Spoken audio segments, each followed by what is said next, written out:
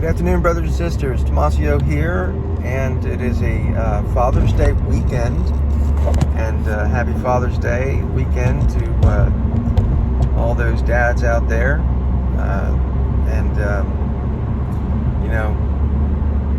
It is a great gift to be a father, for sure.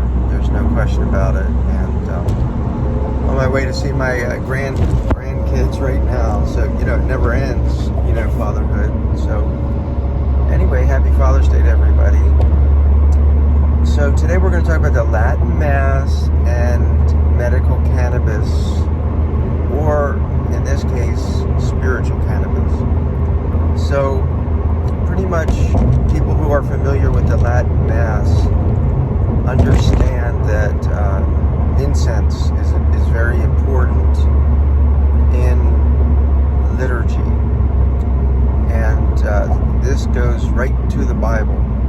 And this goes way back, like probably the very beginning of worship involved incense. Now, you might say, well, why? What's the big deal? Well, incense has a smell to it, a fragrance to it, and it dissipates in the air. So when you find some type of herb or something that when put, flame will actually emit a pleasant fragrance, that is then considered an offering to heaven from earth. And this is something that humans have been doing for a long time, and including animals, for example, the fragrance of burning the flesh of lambs, something of that nature. So the fragrance goes up to heaven. Now, all the religions do it. So everybody's offering incense to their particular god or goddess. And when you read the Old Testament specifically, God was a jealous God. So he wanted all the beautiful fragrances of incense for him, not for these other gods and goddesses. So it was so particular that there was a recipe of combination of various herbs, frankincense, myrrh, extracts from plants, oils, and there was a prescription in the Old Testament that contained, I know for a fact it contained frankincense, obviously, and I believe it contained myrrh. Now, there was this other ingredient, and you can read it in Exodus. They call it calamus. And when you go to the original Hebrew, it was cannabism. And so from cannabism, they translated it calamus. Doesn't even sound the same. And calamus is not a plant that you would include in some type of an incense a formula.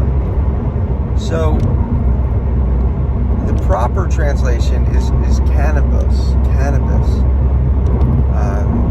So cannabism, cannabis, and then you have the wedding feast at Cana. Cana is what, so cannabis is part of the Cana word origin, and so what I'm saying is they offered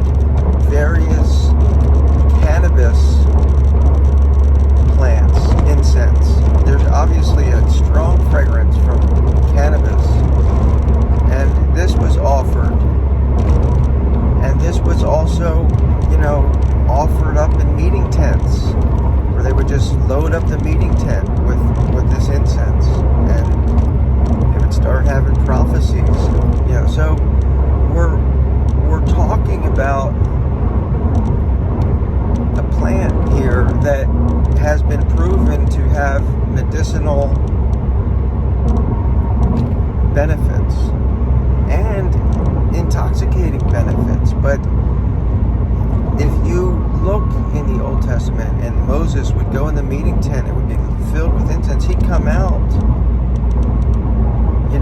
and he'd have some word from God. He looked different, his face, everything. So there's, various traditions that have been lost. So through the medical cannabis movement, we now know there are medical benefits to breathing in cannabis, whether it's some type of the aromatherapy. CBD is part of the cannabis family. I know people that will, burn CBD and just breathe it in. They get the best night's sleep of their life. So the Latin Mass, they use incense, and it is intoxicating. I've been to masses where, you're getting hit up with probably a combination of it's frankincense and myrrh at least.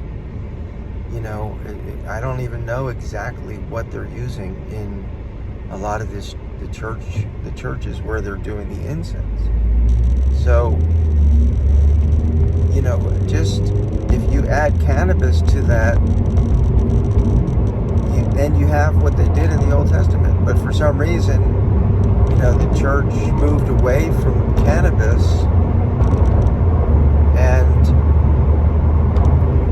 society moved away from it, and so we lost something.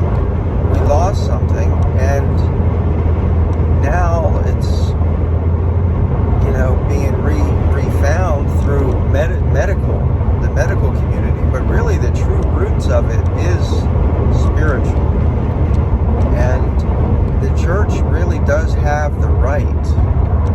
And I know there have been some churches, Rastafarian, who have sought to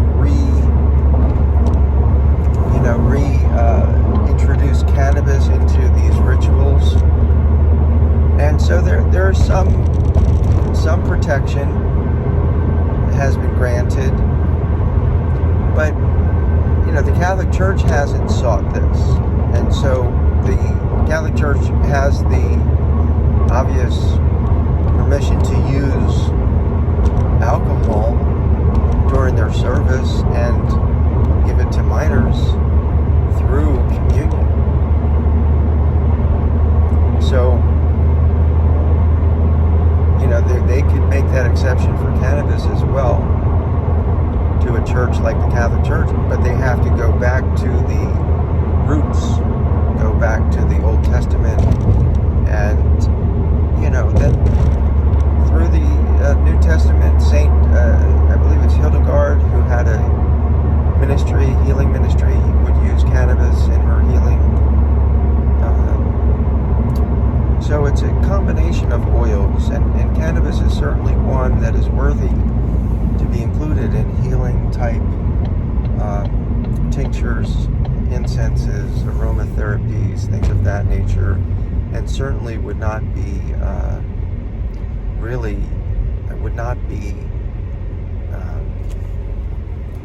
rejected in the church, because there is a history and a tradition for it. These people that want to say, oh, the devil's weed or the devil's whatever, but anything can be abused. It really can. And we're in a society now where you have such divisive, people can't sort of live and let live.